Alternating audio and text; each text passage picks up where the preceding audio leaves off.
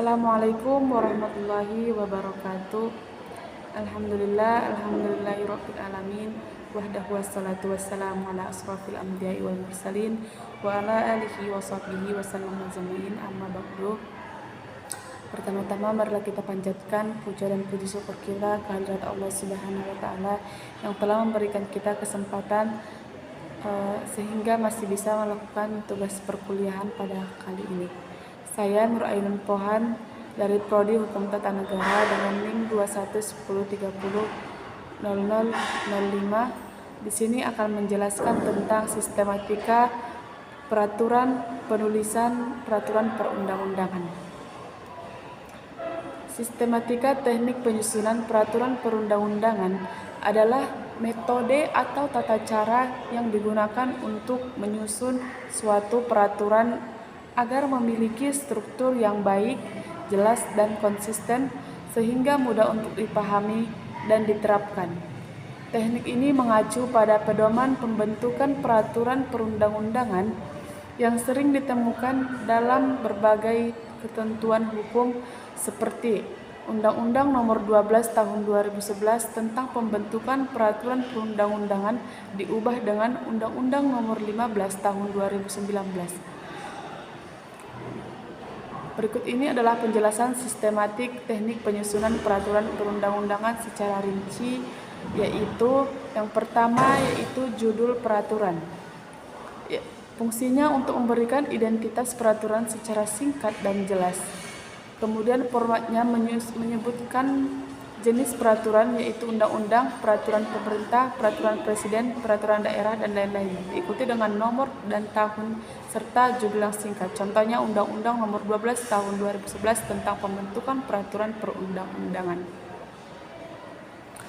Yang kedua yaitu considerans, yang fungsinya menjelaskan alasan, dasar filosofis, yuridis, dan sosiologis dari pembentukan peraturan. Bagiannya yaitu menimbang, yaitu alasan atau latar belakang pentingnya peraturan dibuat. Kemudian mengingat, dasar hukum yang menjadi rujukan dalam pembuatan peraturan. Contohnya, menimbang bahwa untuk menjamin kepastian hukum. Kemudian contoh dari mengingat pasal 20 dan pasal 21 Undang-Undang Dasar Negara Republik Indonesia tahun 1945. Kemudian dasar hukum, mengingat merupakan referensi peraturan atau dasar hukum sebelumnya yang menjadi pijakan penyusunan peraturan perundang-undangan yang berisi pasal-pasal atau undang-undang yang berhubungan langsung dengan peraturan yang disusun secara rinci. 4. Pembukaan. Pada bagian yang biasanya ini membuat kalimat dengan rahmat Tuhan yang Maha Kuasa untuk undang-undang. Kalimat tersebut menunjukkan sifat peraturan yang sah secara konstitusional dan formal. 5. Batang tubuh, yaitu materi pokok. Bagian ini merupakan inti dari peraturan yang memuat norma atau substansi. Batang tubuh terdiri dari pertama, bab penyusunan peraturan ke dalam bagian-bagian besar berdasarkan topik utama. Kemudian bagian mengelompokkan materi dalam satu bab. Yang ketiga, paragraf. Jika bagian lebih kompleks, dibagikan menjadi paragraf. Kemudian pasal, unit terkecil yang memuat norma hukum dalam membentuk suatu ketentuan. Dan yang terakhir, ayat, rincian lebih lanjut dari satu pasal ditulis dengan angka dalam tanda kurung. Kemudian poin, menjelaskan ayat dengan daftar atau rinci spesifik. Contohnya, bab 1, ketentuan umum, pasal 1, ayat 1, definisi istilah, ayat 2, definisi lanjutan. Bab 3, materi atau substansi utama. Kemudian ketentuan pidana atau sanksi. Bab 4, ketentuan peralihan. Bab 5, ketentuan atau penutup. Dalam penutup berisi ketentuan yang menegaskan keberlakuan dan penutupan peraturan. Biasanya memuat ketentuan penerapan berlaku atau efektif sejak kapan peraturan diberlakukan. Perintah untuk mengundangkan peraturan dalam lembaran resmi, misalnya lembaran negara atau daerah. Contoh, undang-undang ini mulai berlaku pada diumumkan pada tanggal diundangkannya undang-undang ini. 7. Penandatanganan. Bagian ini mencantumkan nama pejabat yang menetapkan peraturan tunggal penetapan serta jabatannya. Biasanya melibatkan presiden, gubernur, atau pejabat yang berwenang lainnya. Kemudian penjelasan. Jika diperlukan suatu peraturan dapat dilengkapi dengan bagian penjelasan yang bertujuan memberikan interpretasi atau penjabaran lebih rinci atas ketentuan dalam batang tubuh. Penjelasan terbagi menjadi penjelasan umum, yaitu memuat maksud dan tujuan pembuatan peraturan.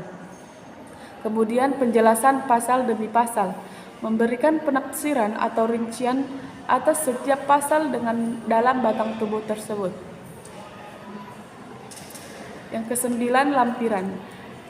Lampiran merupakan bagian tambahan yang berisi informasi pendukung seperti bagan atau tabel, peta, daftar, atau ketentuan teknis lainnya. Lampiran dianggap sebagai bagian yang tidak terpisahkan dari peraturan. Prinsip-prinsip dalam penyusunan peraturan perundang-undangan. Yang pertama yaitu kejelasan tujuan. Peraturan harus memiliki maksud dan tujuan yang jelas. Kemudian, kelembagaan atau pejabat pembentuk yang tepat harus sesuai dengan hierarki kewenangan. Yang ketiga adalah kesesuaian antara jenis, hierarki, dan materi muatan. Setiap peraturan sesuai dengan hierarkinya. Misalnya, undang-undang mengatur norma hukum umum, perda mengatur lokal. Yang keempat, dapat dilaksanakan. Realitas, tidak memberatkan dan dapat diterapkan dalam praktik. Yang kelima, memberikan manfaat yang nyata. Yang keenam, kejelasan rumusan, bahasa hukum yang baku, jelas, dan tidak ambigu. Keterbukaan, melibatkan partisipasi masyarakat dalam proses penyusunan peraturan perundang-undangan ini.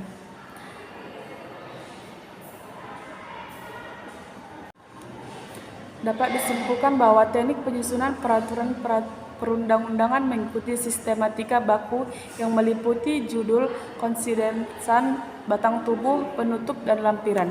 Penyusunan dilakukan secara sistematis dan konsisten dan memperhatikan prinsip-prinsip hukum sehingga hasilnya dapat berfungsi secara efektif untuk mengatur kehidupan masyarakat, bernegara, dan berbangsa. Perencanaan pembentukan peraturan perundang-undangan merupakan tahap awal dari keseluruhan proses pembentukan peraturan perundang-undangan. Proses pembentukan tersebut meliputi perencanaan, penyusunan, pembahasan, pengesahan, dan pengundangan, serta pemantauan atau peninjauan. Peraturan perundang-undangan atau PUU merupakan peraturan untuk perencanaan penyusunan undang-undang dibuat dalam bentuk program yang disebut sebagai program legislasi nasional atau proglenas. Sementara untuk perencanaan penyusunan peraturan pemerintah dibuat program penyusunan PP atau Proksun PP, dan untuk menyusun Perpres dibuat program penyusunan Perpres atau Proksun Perpres. Selanjutnya untuk menyusun perda dibuat program legislasi daerah atau Progelda.